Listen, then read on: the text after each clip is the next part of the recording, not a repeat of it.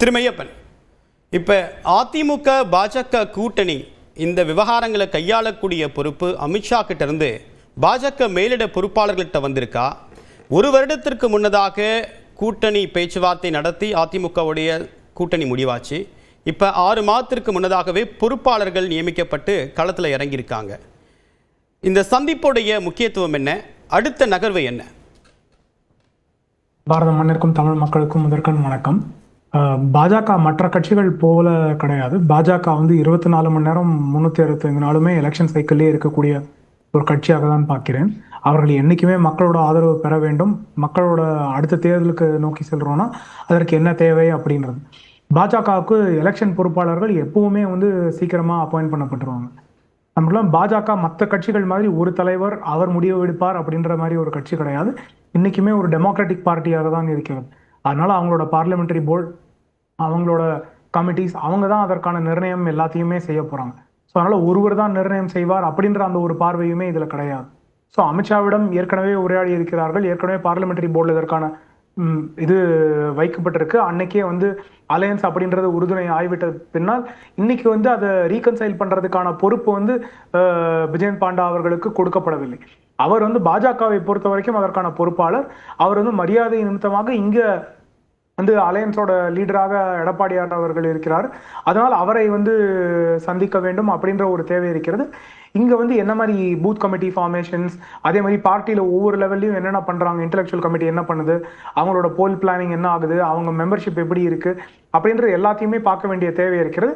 அதனால் முதல் விசிட்டாக இது இருந்திருக்கு அப்படின்னு பார்க்க வேண்டிய தேவை இருக்கிறது.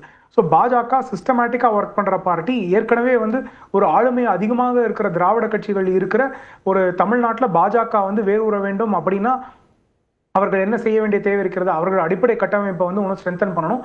அது இன்னைக்கு என்ன நிலைமையில இருக்கு, அவர்கள் தேர்தலை இவ்வாறு சந்திக்க போகிறார்கள் அப்படின்றதுக்கான பிளானிங் அவர்களுக்கு நடக்க போகிறது. ஸோ அந்த ஒரு பொசிஷன்ல விஜயந்த் பாண்டா அவர்கள் வந்திருக்கிறார். அந்த மரியாதை நிமித்தமாக இது அலையன்ஸ் பார்ட்டியோட லீடராக எடப்பாடியார் இருக்கிறார். அவரை சந்தித்து இருக்கிறார்கள் அப்படின்னு பார்க்க வேண்டும். இன்னைக்கு அலையன்ஸோட அரித்மெட்டிக் மாத்தி பேசுறது அப்படின்றது பாஜக கூட்டணி அமைச்சு தேர்தலை சந்திக்க போற ஒரு 6 மாசத்துல பாஜகவுடைய அடிப்படை கட்டமைப்பை பலப்படுத்த போறாங்களா? மன்னிக்கணுங்க, அது கான்ஸ்டன்ட் ப்ராசஸ். அது இன்னைக்கு தான் பண்ண போறோம், நாளைக்கு பண்ண போறோம், நாளானைக்கு பண்ண போறோம் அப்படின்றது கிடையாது. பாஜக இன்னைக்கு திராவிட கட்சிகள் போல் தமிழ்நாட்டில் கிடையாது அப்படின்றது உண்மையான நிலைமை. அப்படின்னா அவர்கள் என்ன பண்ணணும்? கான்ஸ்டன்டா அவங்க இம்ப்ரூவ்மெண்ட் ப்ராசஸ்ல இருக்க வேண்டிய தேவை இருக்கிறது. இது இல்லாம அவர்கள் தேர்தலில் எந்த இடத்துல போட்டியிட போறாங்க அப்படின்ற ஒரு பார்வை இருந்தா அந்த இடத்துல அவங்க கட்டமைப்பு எவ்வாறு இருக்கு, அங்க பூத் கமிட்டி எவ்வாறு இருக்கு, அங்க அவர்கள் என்னவாறு செயல்பட வேண்டிய தேவை இருக்கிறது அப்படின்றத பார்க்க போற ஒரு கட்சியாக தான் நான் பார்க்கிறேன். புதிதாக வர கட்சியில வேற ஒரு கட்சியை நம்பி இருக்கிற கட்சியாக பாஜகவை பார்க்கல. பாஜக அதனாலதான் எலெக்ஷன் மிஷனரியில பாத்தீங்கன்னா நாடு முழுக்க அவங்க இன்னைக்கு வரைக்கும் சக்சஸ்ஃபுல்லா இருந்திருக்காங்க.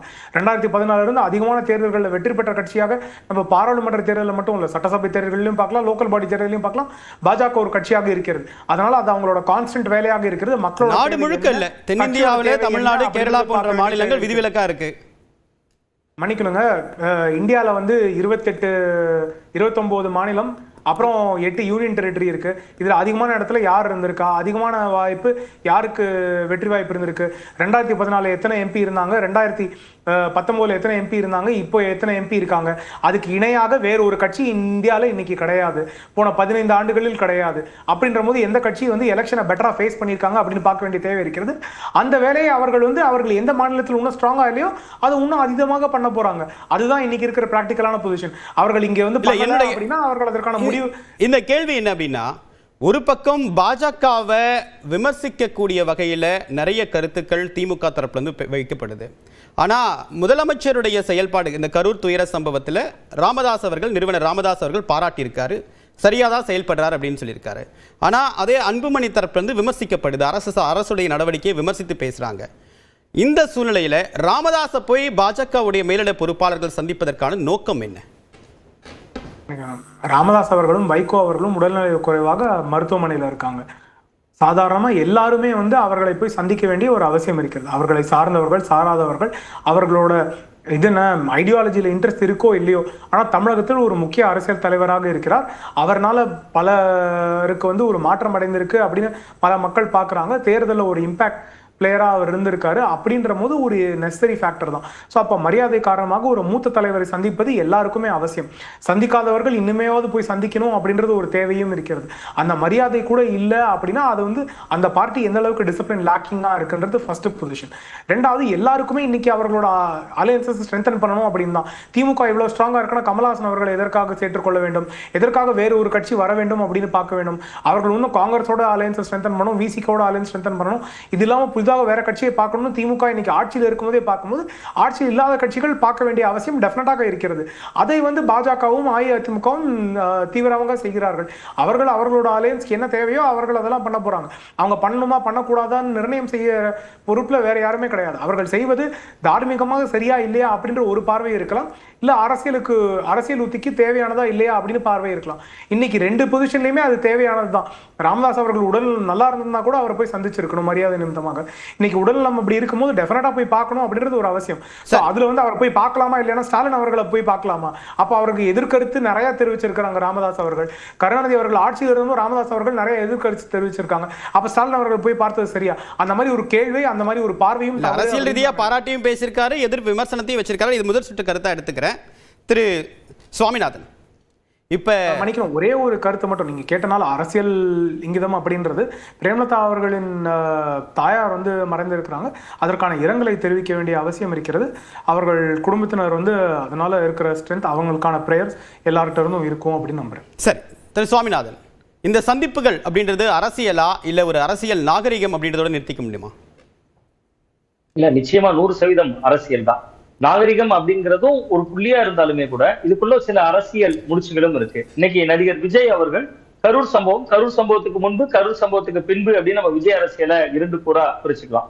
கரூர் சம்பவம் நடந்த பின்னாடி பாத்தீங்கன்னா விஜய் அவர்களுக்கு தொடர்ச்சியா அதிமுக, பாஜக இவங்க எல்லாம் அவருக்கு ஆதரவு குரலை எழுப்பிட்டு வராங்க. விஜய் பெருசா களத்துக்கு போல, விஜய் கட்சியினரும் போல, ஏதோ ஒரு மண்டல பொறுப்பாளர் பாலு அப்படிங்கிறவர் மட்டும்தான் அங்க போயிருந்தார் 2 நாட்களுக்கு முன்பு. வேற பெருசா 2ஆம் கட்ட நிர்வாகிகளோ இந்த அரசியல் வரலாற்றிலேயே தேடப்படக்கூடிய அளவுல அந்த கட்சியுடைய 2ஆம் கட்ட தலைவர்கள் இருக்காங்க. இப்படியெல்லாம் சூழல்ல அதிமுகவும் பாஜகவும் அவருக்கு பின்னால அனுசரணை குரல் எழுப்புறாங்க. இதுல இந்த மாதிரியான சூழல்ல ஒருவேளை விஜய் அவர்கள் இப்படியே நமக்கு ஆதரவு குரல்கள் வருதே, நம்மளால போக முடியாத இடத்துல நமக்கான குரலை இவங்க பேசுறாங்களே, இன்னொன்று மாவட்டங்கள்ல இருக்கக்கூடிய மாவட்ட செயலாளர்கள் கிட்ட, மற்ற மூத்த நிர்வாகிகள் கிட்ட இனிமேல் களத்துக்கு போனா போலீஸ்ல பெர்மிஷன் வாங்க போறவங்க ஒரு அச்சப்படுவாங்களே என்பது போன்ற ஒரு தோற்றம் உருவாகி இருக்கலாம். அப்படி உருவாகி ஒருவேளை இந்த அணி அமைஞ்சிருச்சுன்னா அதை எதிர்கொள்வதற்கும் திமுகவுல ஒரு வலுவான ஒரு அணியை அவங்க கட்டமைக்க வேண்டிய தேவை இருக்கு. அதனாலையும் திமுக வந்து இதுல ரொம்ப முனைப்பு காட்டுறாங்க. அதுல இப்ப எனக்கு முன்னாடி பேசின அண்ணன் ஒரு இடத்துல ராமசாமி மையப்பன் சார் ஒரு இடத்த குறிப்பிட்டாரு. தேமுதிக அந்த பிரேமலதா விஜயகாந்த் அவர்களுடைய தாயார் மறைவை குறிப்பிட்டார். அதுல கூட நீங்க பாத்தீங்கன்னா அவங்க 2 பேரும் தர்மபுரியில இருந்தாங்க. அந்த சம்பவம் அவங்க அம்மா இறந்திருக்கும் பொழுது எல்கே சுதீஷ் அவர்களும் பிரேமலதா விஜயகாந்த் அவர்களும் தர்மபுரியில இருந்தாங்க. அவர்கள் கூட தர்மபுரியில இருந்து வீட்டுக்கு வந்து சேரல. அதற்கு முன்னாடியே முதல்வர் நேர்ல போய் ஆறுதல் சொல்லிட்டு போயிட்டாரு. அதே மாதிரி பாத்தீங்கன்னா இன்னைக்கு இவங்க ராமதாஸ் அவர்கள் அங்க மருத்துவமனையில இருக்கிறப்ப எடப்பாடி பழனிசாமி அவர்கள் கிட்டத்தட்ட 1/2 மணி நேரம் அவர்கிட்ட பேசினாரு. பல்வேறு அரசியல் விஷயங்கள் பேசினதா அந்த கட்சியினுடைய சட்டமன்ற உறுப்பினர் ராமதாஸ் அணியை சேர்ந்தவர் அவரே ட்வீட் போட்டிருந்தார் ஒரு பதிவு.